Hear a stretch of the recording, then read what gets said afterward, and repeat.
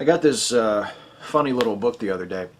It's called Barbarians, a Handbook for Aspiring Savages. And the credited authors are Dr. Byron Clavicle and Groot Skullbasher, with contributions by Benjamin Chadwick and illustrations by Joshua Kemble. Something tells me those last two are the actual authors of this book. But it's a funny little book. It's humorous and very light, you know, not very heavy reading at all, and which I mean as a compliment in this case. And it reminds me in a strange way, in its tone and just sort of the style of its humor, and also in its layout, of the book Your Religion is False by Joe Gruss. It's a completely different subject matter, but just that presentation, that very sort of punchy, lightweight presentation, breezy, maybe you would say.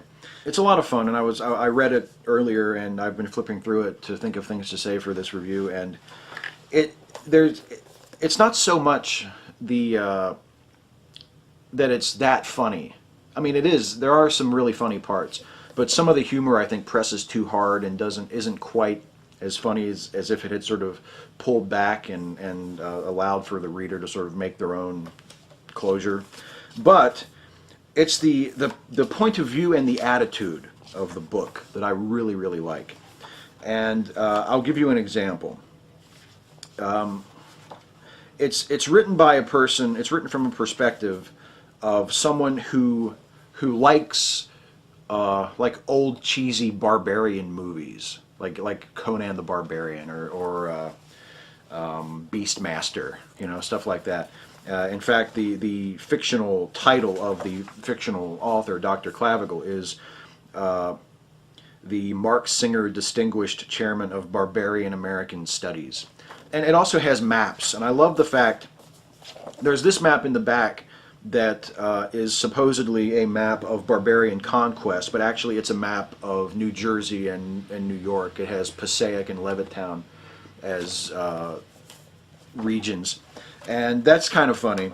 And the really funny one to me, though, is in the beginning, in the inside cover. There's there's this map of these great barbarian battles that supposedly took place over in wherever barbarians used to live.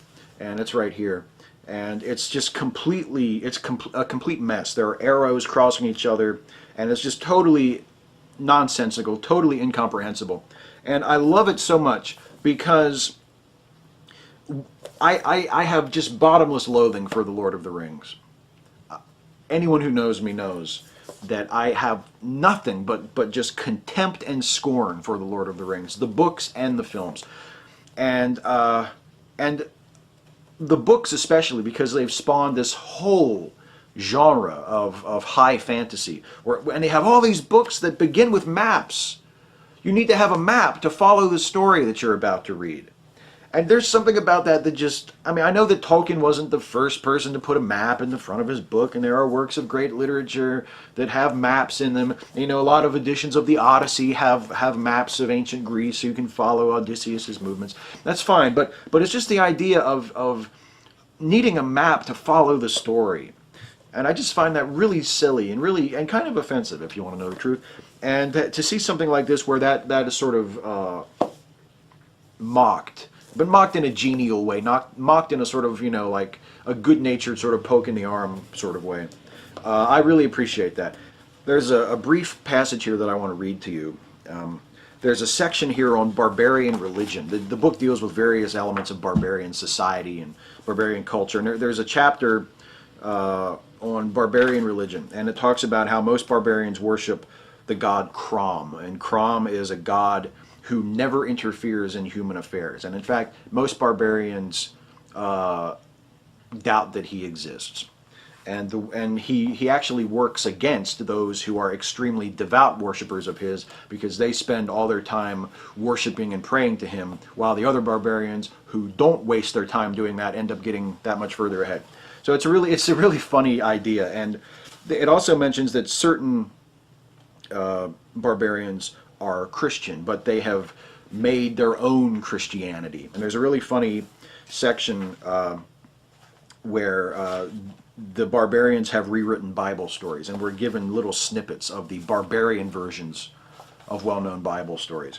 And I want to read to you the barbarian version of Genesis chapter 3, which is the encounter in the Garden of Eden that Adam and Eve have with the serpent. So this is the barbarian version of Adam and Eve in the Garden of Eden with the serpent.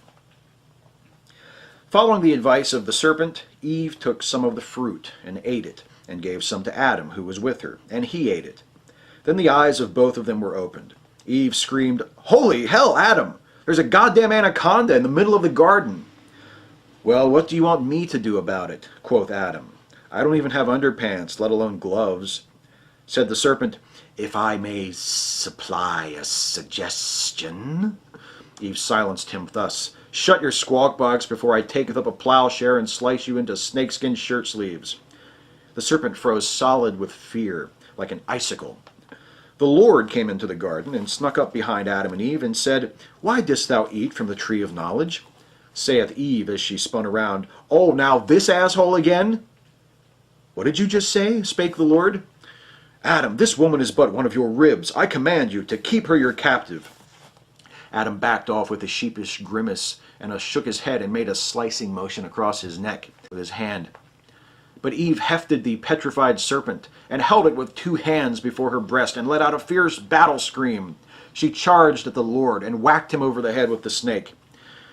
"This is going to end badly," said the Lord, running away backward. "Yeah, for you," responded Eve as she gave chase and kicked at the Lord such that he lost his balance and fell prone upon the mud. The Lord rolled over to see Eve raising the hardened serpent and ready to swing one last heavy blow upon his noggin. But mercy stayed her hand, and she merely kicked the Lord in the thigh. The Lord scrambled to his feet. Saith Eve, "Now get thee the hell out of my garden, and take your stupid snake with you, you patriarchal poltroon." She hurled the serpent in his face and saw that it hit his nose. The Lord hastily vacated the garden, and the snake awoke and slithered away, and afterward neither didst trouble Eve any more. Adam also kept his distance. Is that not so much better than the King James Version? The book is called Barbarians, a Handbook for Aspiring Savages. The cover price is $16.99. If you're like me and you are sick of incredibly reverent Lord of the Rings fans, or you just think that high fantasy taken seriously is one of the dumbest things you've ever seen, and stories like this ought to be silly and fun, then I highly recommend it to you. Barbarians, a Handbook for Aspiring Savages.